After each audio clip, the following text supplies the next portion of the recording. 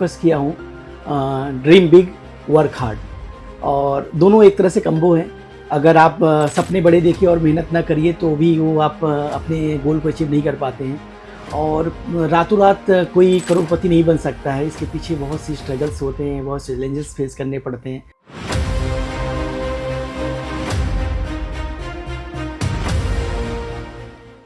नमस्कार, आदाब, सत श्री अकाल। मैं मेघा शर्मा। आज हमारे पॉडकास्ट के फर्स्ट एपिसोड जुनून दिल से जिद तक में आप सभी का हार्दिक स्वागत करती हूँ। आज का हमारा ये पॉडकास्ट बहुत ही बेहतरीन होने जा रहा है। बिल्कुल, इसका कारण है कि आज हमारे साथ फाइनेंस सेक्टर के सबसे खास और युवाओं के चहेते एक mindful personality mister Vikas Singh from Sugamya finance private limited हमारे बीच में खास मेहमान के रूप में हैं। सर, मैं आपका तहे दिल से स्वागत करती हूँ हमारे स्टूडियो पे। Thank you mega for inviting me on this show. और मुझे बहुत खुशी है कि आपने अपने फर्स्ट शो में मेरा फर्स्ट चेहरा सेलेक्ट किया। मुझे बहुत प्रिविलेज फील हो रहा है और मुझे खुशी हो रही है कि आपके चैनल के माध्यम से मैं अपनी थॉट्स को आपके श्रोतागणों तक पहुंचा पाऊंगा। तो thank you once again. Sir, ये हमारे लिए बहुत सौभाग्य की बात है कि आज हम एक कॉफी टेबल में एक साथ हैं। अक्सर लोगों का एक ख्वाब होता है कि एक सक्सेसफुल लीडर के साथ बात करने का, उनसे रूबरू होने का मौका मिले, तो आज ये हमारे लिए प्रिविलेज की बात है। अगर देखा जाता है कि फेल्योर सिचुएशन में हम लोग घबरा जाते हैं, हमारे सेल्फ इमोशंस जो होते हैं हम मैनेज नहीं कर पाते हैं। तो आपने किस तरीके से डिफ़िकल्ट सिचुएशन में, चैलेंजेस में जो है अपने फेल्योर सिचुएशन में अपने सेल्फ इमोशंस को मैनेज किया? सबसे पहले ये होता है कि आप फेल्योर कंडीशन में आप फेल्योर को एक्सेप्ट करना सीखिए और सक्सेस होने पर आप उसको संभालना सीखिए। ये एक अच्छे बिजनेसमैन का सबसे अच्छी निशानी होती है कि अगर फेल्योर हो रहे हैं तो भी आप बहुत उसको एक्सेप्ट करिए। ऐसा नहीं कि आप उस पर होपलेस हो जा रहे हैं, और अगर सक्सेस हो रहे तो उसको संभालना सीखिए। ये बहुत अच्छी निशानी होती है कि एक सक्सेसफुल पर्सन के लिए। मैं भी आपकी बात से पूरी तरीके से सहमत हूँ। होपलेस बहुत जल्दी हो जा रहे हैं, पेशेंस की बहुत कमी है। तो मैं आपसे रिक्वेस्ट करूँगी कि आप हमारे दर्शकों को एडवाइस करें कि आखिर वो कौन से ऐसे हमारे पैरामीटर्स हो सकते हैं जिससे कि हम जो है एक सक्सेसफुल बिजनेसमैन या बिजनेस वूमेन बन सकते हैं। मेगा किसी भी बिजनेस के लिए 4 पैरामीटर्स मायने करते हैं कि हम उस 4 पैरामीटर्स को फॉलो करके हम अपने गोल को अचीव कर सकते हैं। पहला होता है कि आपकी प्लानिंग।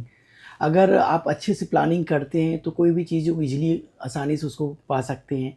सेकेंड होता है प्लानिंग के बाद आपकी स्ट्रेटजी कैसी है, किसी प्लान को कितनी आसानी तरीके से अचीव करें, उसके लिए आपकी स्ट्रेटजी सही होनी चाहिए। अगर स्ट्रेटजी आपकी सही है, फिर एजुकेशन पर डिपेंड करता है कि आपकी एजुकेशन कैसे कर रहे हो आप। और फिर होता है कि सेल्फ इवेल्युएट आप करते रहोगे तो आप अपने टारगेट को कितनी जल्दी अचीव कर पा रहे हो, नहीं कर पा रहे हो, आप वो बीच बीच में आपको पता चलता रहेगा, जिससे आपके फिर से उसके लिए प्लानिंग कर सकते हो। हाँ, thank you so much sir. मैंने आपके बारे में काफ़ी कुछ एक्सप्लोर करने का कोशिश किया और उसमें मुझे पता चला कि आप स्पिरिचुअलिटी पे बहुत बिलीव करते हैं और अध्यात्म की तरफ आपका बहुत ज़्यादा रुझान है। तो सर, मुझे आप बताइए कि क्या मैनिफेस्ट आपने कभी किया है और इसका क्या रोल रहा है आपकी लाइफ में? हाँ मेघा, मैं इस बात को तो मानता हूँ, क्योंकि मैनिफेस्ट करना मैंने अगर मैं अपनी लाइफ की बात करूँ तो मैं जब डे 1 से, यानी मैं जब अपने करियर में स्टार्टिंग फेज़ में था, उस समय से मैंने ये सोचा था कि मुझे कुछ बड़ा करना है और मैं इस लेवल पे मुझे एंटरप्रेन्योर बनना है। तो उस हिसाब से मैं अपने डेली ये सुबह उठते जागते मैं हमेशा ये सोचता था कि मुझे ये करना है, ये मैं इस लेवल पहुँचूँगा। और वो की पॉइंट मैं अपने दीवार पर नोट करके रखा था कि जब मैं उठूँ मुझे सामने दिखे। तो मैं ये सभी के लिए कहना चाहूँगा कि आपका मैनिफेस्ट करना चाहिए, और अगर आप ये डेली अपने डेली रूटीन में आप इसको लाते हैं तो आप वो पॉजिटिवनेस आपके अंदर आएगा और उसे अचीव करने में, आप उस गोल को पाने में, पहुंचने में आपको बहुत हेल्प मिलेगा और वो पॉजिटिव एरा आपके इर्द गिर्द घूमने शुरू हो जाएंगे। तो इसी से ही जुड़ा एक और ख़ास मेरा सवाल है। कहते हैं कि आपकी सराउंडिंग आपको बनाने और बिगाड़ने में बहुत अहम भूमिका निभाती है और मुझे लगता है कि आपसे बेहतर इसका मुझे आंसर कहीं और से नहीं मिल सकता कि सराउंडिंग और इतने सारे स्ट्रगल के साथ आपने एक माइलस्टोन अचीव किया इस इंडस्ट्री में। तो क्या ये वाक़ई में निर्भर करता है? मैं इस पे पूरी तरह से सहमत नहीं हूँ, और एक दोहा बोलना चाहूँगा कि आप एक देखेंगे कि चंदन के पेड़ पे बिसेले सर्प लिपटे रहते हैं, तो क्या बिसेले सर्प के गुण उस चंदन के पेड़ पे आते हैं? नहीं आते। चंदन कभी अपनी शीतलता नहीं छोड़ता है।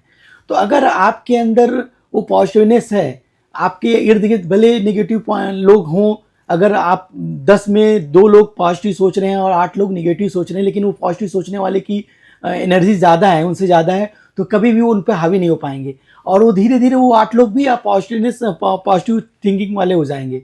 तो डिपेंड करता है कि आपकी ऑरा कैसी है, आप अपनी ऑरा को, आपकी अपनी थिंकिंग को, आप अपने अंदर पॉजिटिवनेस कितना बना कर रखें हैं, आपके अंदर वो पॉजिटिव एनर्जी कितनी है, वो डिपेंड करता है कि आपके सराउंडिंग कैसे इफेक्ट करेंगे आपको। आपका जो स्ट्रगल फेज रहा है, मैं चाहती हूँ कि आप हमारी ऑडियंस को बताएं कि किस तरीके से आपने ज़ीरो से और ये फाइनेंस सेक्टर में जो है आज 400 करोड़ तक के सफ़र को तय किया।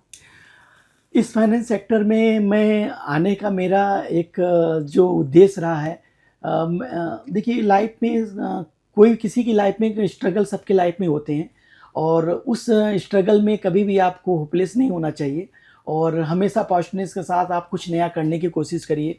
और इस सेक्टर में आने का मेरा मेन उद्देश्य ये रहा कि मैं शुरू से ही हमेशा रहा हूँ कि मैं लोगों के लिए कुछ अच्छा करूँ, जिससे लोग एंटरप्रेन्योर बने। अगर मैं कहीं जॉब करता तो जॉब से क्या होता है कि मैं एंटरप्रेन्योर लोगों को उस लेवल का नहीं बना पाता। यहाँ मैं एंटरप्रेन्योर हूँ और मैं अपने जैसा लोगों को बना रहा हूँ। तो ये मेरे अंदर हमेशा से रहा है और आज मैं सुगम्या में 2 लाख परिवारों को एंटरप्रेन्योर एक तरह से बना दिया हूँ। वो आज सेल्फ डिपेंड हैं, वो किसी पर डिपेंड नहीं है, वो अपने आप को उस लेवल का खुद अपने आप को खड़ा कर चुके हैं कि वो किसी को उनके लिए मोहताज नहीं है। तो ये हमेशा रहा कि आप एक अच्छा लीडर्स को, एक अच्छे एंटरप्रेन्योर को ये हमेशा ये होना चाहिए कि वो अपने जैसे लोगों को खड़ा करे। और मैं उस लेवल पे हूँ। मैं वैसे 2 लाख परिवारों को, मुझे खुशी हो रही है कि मैं अपने 2 लाख परिवारों को उस लेवल तक पहुँचा पाया हूँ। एक बच्चे से मेरी रिसेंटली मुलाकात हुई और उस बच्चे ने मुझे आपके बारे में बताया। लगभग 2 साल से वो आपके साथ जुड़े हैं, आपकी संस्था में काम कर रहे हैं और बच्चे ने बहुत ही अच्छा उदाहरण आपका मुझे दिया कि सर अक्सर कहते हैं कि एक लॉयर अपने क्लाइंट को लॉयर नहीं बना सकता, एक डॉक्टर अपने पेशेंट को पेशेंट ही रहने देता है, वो डॉक्टर नहीं बना सकता। लेकिन हमारा जो सेक्टर है फाइनेंस सेक्टर, वो एक ऐसा सेक्टर है, इसकी क्वालिटी और ब्यूटी यही है कि वो अपने जैसा एंटरप्रेन्योर अपने साथ में जुड़ी उन सभी परिवारों को बनाता है। तो मैं सलाम करती हूँ सर आपके जज्बे को और सुगम्या फाइनेंस कंपनी के उन सभी एम्प्लॉई जो आपके साथ लगातार हैं। सर अक्सर हम देखते हैं कि फेल्योर सिचुएशन में हम लोग घबरा जाते हैं और जैसी सक्सेस आती है तो हम लोग भूल जाते हैं अपने स्ट्रगल फेस को। तो मैं आपसे जानना चाहूँगी क्योंकि हमेशा रोलर कोस्टर आपका रहा जर्नी जैसा आपने बताया, तो आपने फेल्योर सिचुएशन में अपने सेल्फ इमोशन को कैसे मैनेज किया?